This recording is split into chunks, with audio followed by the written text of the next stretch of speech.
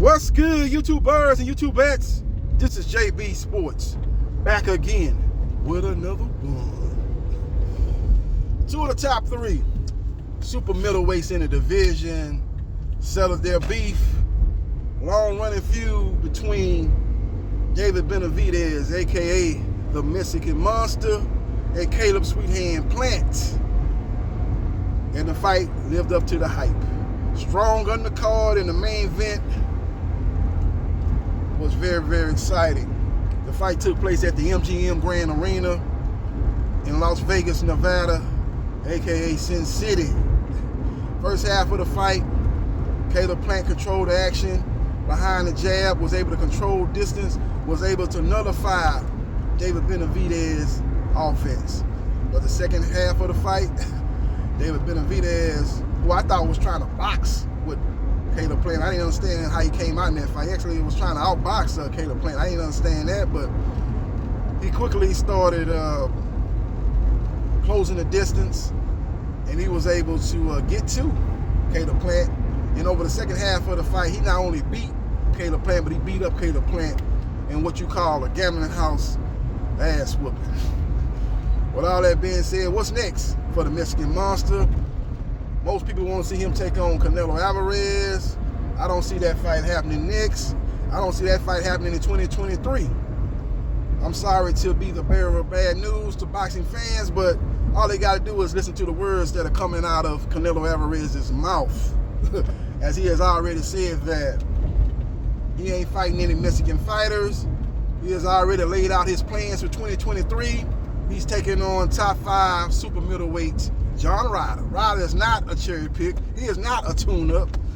But the problem with him is that he's not a household name. He's not even a name in his own household. Nobody knows John Ryder. Now, John Ryder has a very good victory over Daniel Jacobs.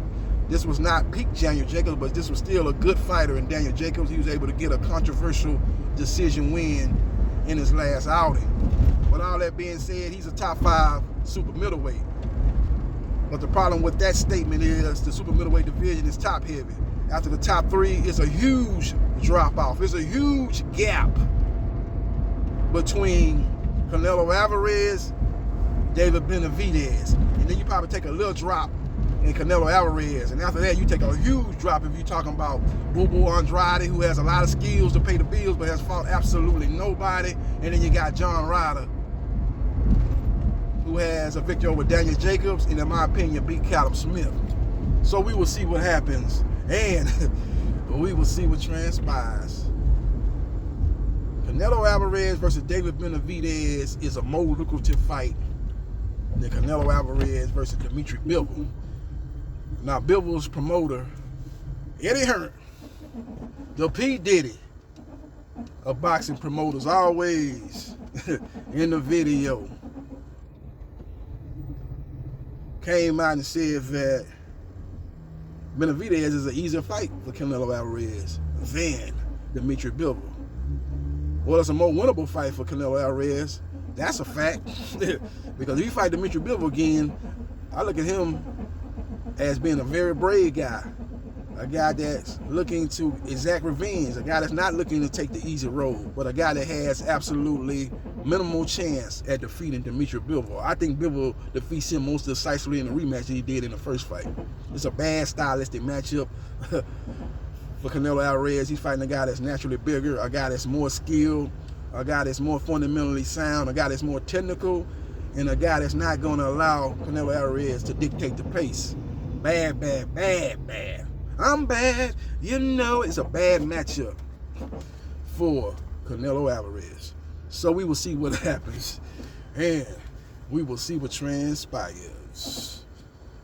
But make no mistake about it, Canelo-Benavidez can fight JB-Benavidez on Showtime pay-per-view. He made, what, $50 million versus Caleb Plant? He will stand to make it, at the very minimum, $40 million to take on JB-Benavidez. Somewhere between $40 and $50 million to take on JB-Benavidez. He's not going to get that type of payday to fight Bivol on an obscure app called The Zone. That's not going to happen. Only way he get $50 million if the Saudi Arabia decides to put on their fight. They got deep pockets. They got oil money. If they decide to host that fight, put on that fight, then I can see Canelo-Benavidez getting what he got in the Caleb Plant fight and getting what he would get in a David Benavidez fight on Showtime pay-per-view here in America. So we will see what happens, and we will see what transpires. But it's all talk right now. It's all speculation. It's all innuendo, but it's all something that's not going to happen. Not going to happen. Caleb Plant, what would be his next course of action?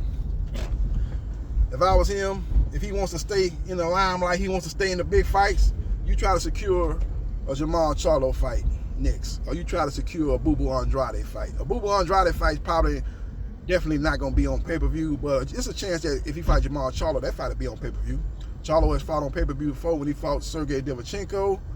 Sergey Derevchenko don't have the name of a Caleb Plant, so I can see that fight possibly being on pay-per-view. Now, Caleb Plant is coming off a loss. He's lost 2 of his last 3 fights, so maybe that makes that fight be on pay-per-view. That, and you put that with the fact that Jamal Charlo has been very inactive, maybe that fight's on regular Showtime.